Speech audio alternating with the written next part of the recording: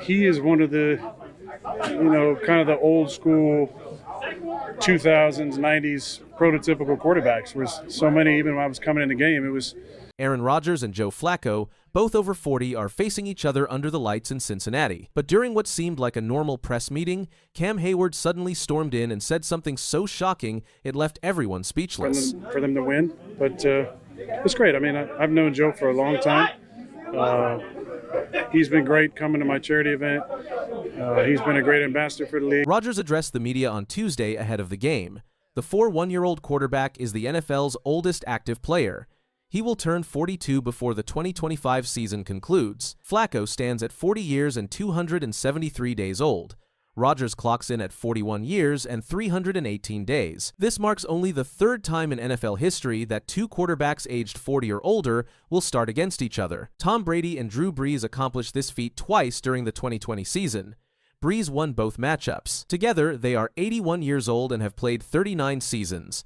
They've thrown 774 touchdowns and passed for more than 102,000 yards in their careers. This will be only the fourth time since 1950 that two quarterbacks over 40 play each other on national TV. At his press talk, Rodgers smiled about the matchup. "I think it's great for all the old guys," he said. "When I watch other sports, I always cheer for the older players. I've known Joe for a long time, and I'm happy we get to face each other." Rodgers also praised Flacco's throwing skills. "He's always had one of the best deep throws in football," Rodgers said. "He reminds me of the big, strong quarterbacks from the old days, tall guys with strong arms." Flacco laughed when asked about it. "It's funny, you can't really call me the old guy this week," he said. "Aaron's been in the league a few years longer than me. We both started playing around 2008, so we've been doing this for a while. It's pretty cool." Rodgers was picked by the Packers in 2005 and became a starter in 2008. That same year, Flacco joined the Ravens and led them to the AFC Championship game. Now, years later, they meet again, both still chasing wins. This season, Rodgers has thrown for 1,021 yards, 10 touchdowns, and only 3 picks, leading the Steelers to a 4-1 record.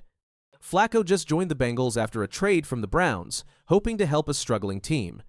When asked how they keep going at their age, Rodgers said, "The secret is staying consistent. That's how you keep getting chances." The Bengals needed a quarterback after Jake Browning struggled in relief of the injured Joe Burrow. Browning posted 6 touchdowns to 8 interceptions while taking over for Burrow. The starting quarterback suffered a turf toe injury in Week 2. Flacco made his Bengals debut last Sunday against the Green Bay Packers. He completed 29 of 45 passes for 219 yards and 2 touchdowns. The Bengals lost 27-18 but showed signs of improvement. Flacco committed no turnovers in his debut. He posted a season-best QBR of 68.6.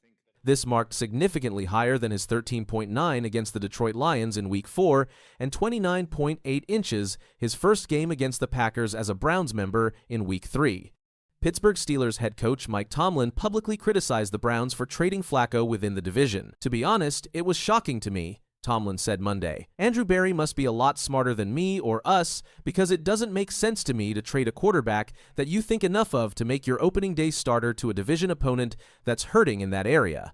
But that's just my personal feelings." Tomlin's comments drew attention across the league. Browns head coach Kevin Stefanski declined to respond when asked about Tomlin's statements.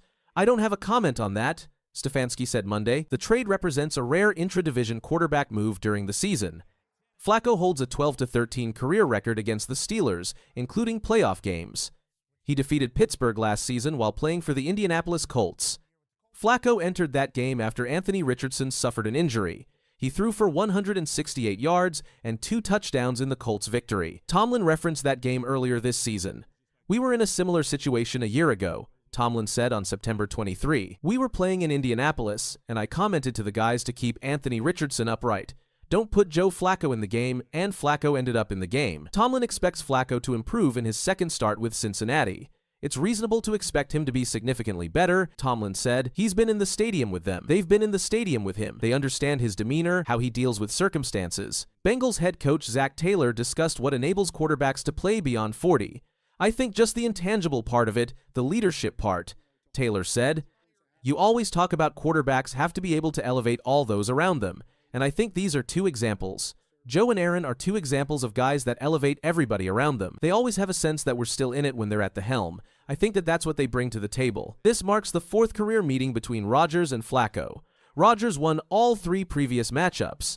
The Packers defeated the Ravens 27-13 on the 7th of December 2009. Green Bay won again 19-17 on the 13th of October 2013. The final meeting came on the 22nd of September 2019 when the Packers beat Flacco's Broncos 27-16. Rodgers has always played for the Packers in their head-to-head matchups. Flacco faced him twice with Baltimore and once with Denver. The Steelers represent Rodgers' 3rd career team. Flacco is on his 7th team. He began with the Ravens before moving to the Broncos. He then played for the Jets twice, the Philadelphia Eagles, the Browns twice, and the Indianapolis Colts. Cincinnati is his latest stop. Rodgers also addressed Thursday Night Football during his Tuesday press conference. The league requires teams to play on short rest for primetime games. Thursday is all about the league and making money, Rodgers said. I understand that. It used to be just Thanksgiving Thursdays. Then they added, obviously, the Thursday games. Amazon coming in with a nice chunk of change. We know what it's all about. But it's the same. Everybody's got at least one of these. So we just suck it up, go on the road, take care of business, then we get a little break. The NFL announced a new media rights deal in 2021 that runs through 2033. Amazon secured exclusive rights to the Thursday Night Football package. The streaming service pays the league roughly $1 billion per year through 2033. Teams receive approximately 10 days of rest following Thursday games. Players refer to this period as a mini-bye. Since the NFL merger in 1970, 17 quarterbacks have started at age 40 or older. Quarterbacks over 40 hold a record of 166 to 134 for a 553 winning percentage, according to NFL research. Tom Brady's success contributed significantly to this winning percentage. Flacco expressed confidence about turning the Bengals' season around after the loss to Green Bay. For sure, Flacco said. This is a long season, and I know it's easy to be down on yourself in hard times, but, you know, playing with confidence shows.